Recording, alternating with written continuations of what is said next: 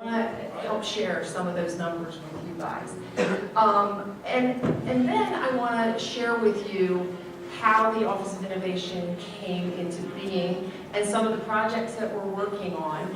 And throughout the whole thing, I'm going to try to weave security in as best I can, but I may forget from time to time, so I want you to be thinking on how security can partner with some of the things that I'm talking about, or how security just weaves into some of the concepts and some of the numbers that I'm going to give you guys.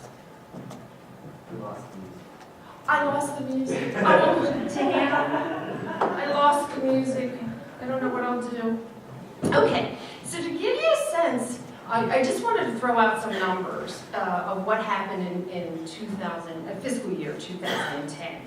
And the numbers are pretty big. The $700 billion in benefit payments, they went to retirees, they went to survivors, and both flavors of disability. And in the Social Security world, there's two flavors of disability. There's the folks that have paid enough into the system to be just regular disability, and then there are folks that haven't paid enough into the system, and so they're the SSI folks. So that $700 billion benefit payments went to all of those people. We collected FICA taxes from many of you, from your family, from your kids, from your aunts, from your uncles, from your neighbors. So it gets personal, and it gets personal really quickly. We have so many medical records. We have medical records, we have disability records. We're up there with CMS, we're up there with HHS, we're up there with not too many organizations for how many medical records and disability records that we have on behalf of people. So we also generate a whole lot of those Social Security statements. So anybody in here who's over 25, you get one every year from us. And a lot of people will say, well, why aren't they on the internet? Well, I'm here to tell you we're trying to work on it. But I'm also here to tell you that some people think of those statements as like an annual thing. You know how, well, some of us have turned 50, but when you turn 50 you get an AARP thing, and that's kind of like, woohoo. It's like the red hat for women, but you get your AARP statement. But some people actually think of those notices as a yearly event. So they may not be the ones that switch to paperless. We give Social Security cards. We give them out for replacement cards. We give them out to newborn babies, for people who have come into the country. But the numbers are really big. And for the mathematicians in the room that have already looked and said, Karen, why is 700 billion bigger than 647 billion? Okay, well, some of our payments are actually come from the general fund. So don't ask me the exact delta, but it's not as close as it looks in that, or not as far away as it looks in that number. So how distributed is SSA? Well, we have offices all over the place. We have offices across the country. We have offices across the world. We have offices in our U.S. embassies. We have offices in all the states. And when you see the number 18,200 DDSs, they're not dentists. These are disability determination services.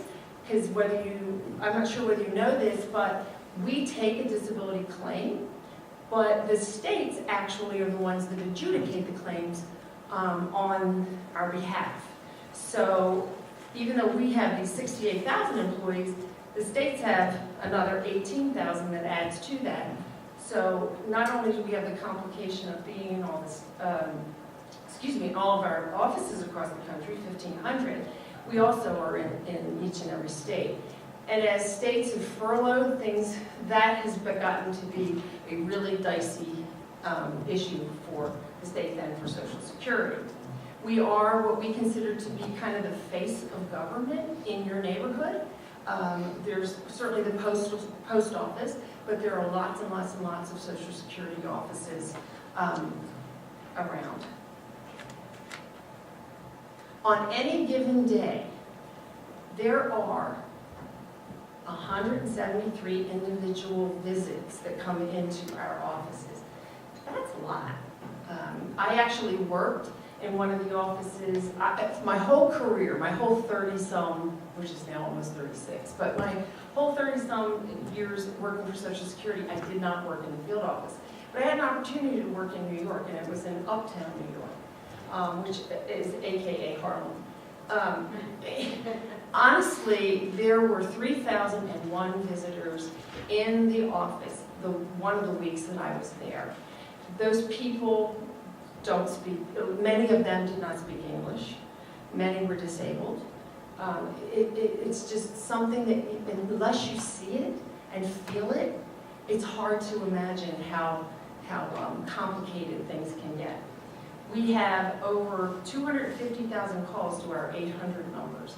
That doesn't include all the calls that that claimants, beneficiaries, etc., call to our local field offices, which they can do. And we have over 300,000 hits on the website. Excuse me. Yes. Are those statistics each day? Yes, on any given day.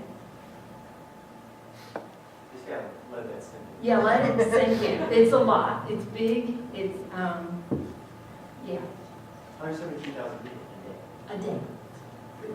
I didn't believe it myself, so I divided it up, and I said, okay, that's like 115 per office, and that's not out of the question at all. So, yeah, a day. I mean, a person could come back, so if you want to count that, but hopefully they didn't have to do that. So I think you can see that our future really depends on moving people to the web.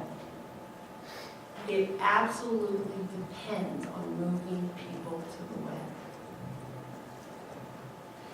And to just say a little more about that, SSA just started, the baby boomers just started retiring. And of course, you've all heard of the wave. So there's the wave of the baby boomers. Well, the downturn in the economy has also caused a lot more activity for Social Security. People have been forced into retirement. That raises the workload for SSA.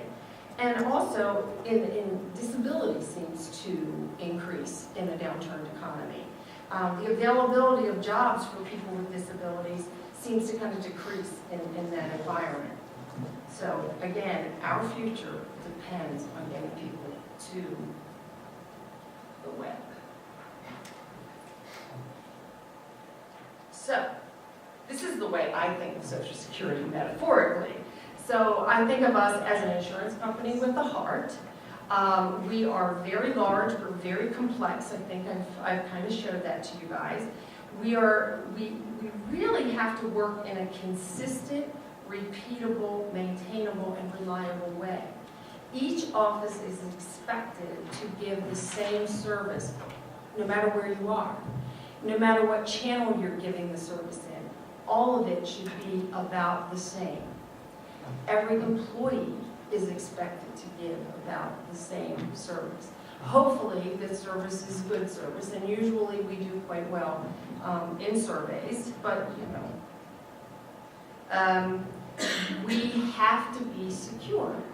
So this is my first chance of weaving in security. We respect that. The employees at Social Security have absolutely, security is woven into the fabric of our employees.